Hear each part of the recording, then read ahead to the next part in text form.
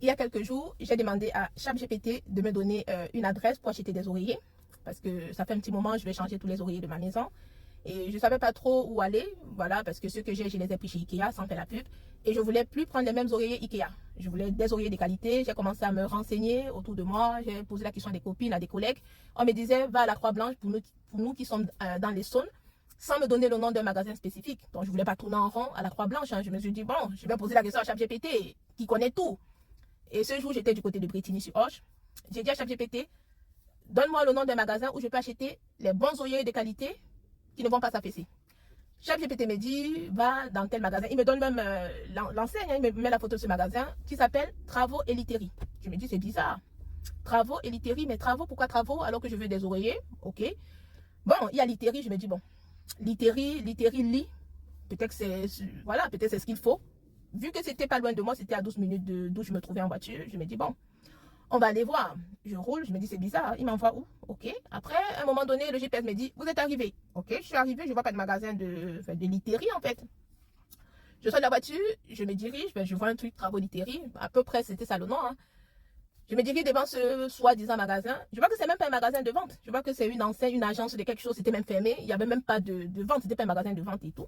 Et je me dis, ChatGPT m'a menti.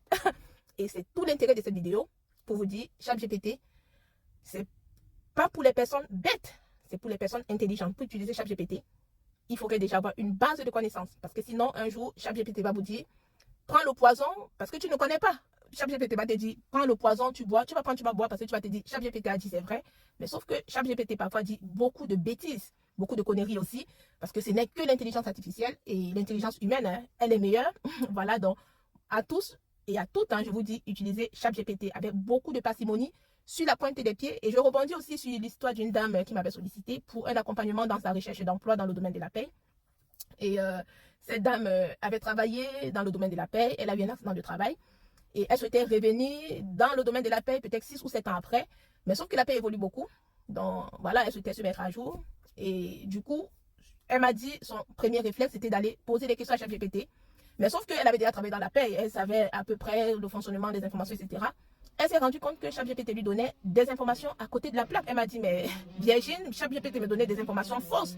Je lui ai dit, bien sûr, qu'est-ce que tu crois? ChatGPT te donne une base, mais il faut avoir l'intelligence nécessaire pour faire le tri. Parce que ChatGPT, c'est pas la parole d'évangile, donc c'est le message que je voudrais vous passer à travers cette vidéo. Parce que là, par exemple, ChatGPT m'a menti. Il m'a envoyé dans un magasin où il m'a dit, non, dans ce magasin, il y a les oreillers de qualité. Au final, c'était pas ça. Donc, il y a beaucoup de personnes comme ça que ChatGPT envoie à l'ouest, te donne une réponse à côté de la plaque.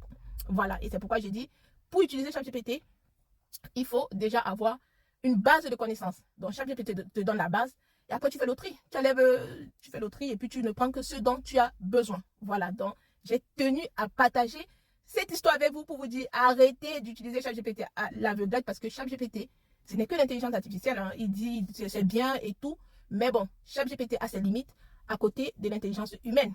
Voilà, donc, je vous dis à très bientôt. Ciao.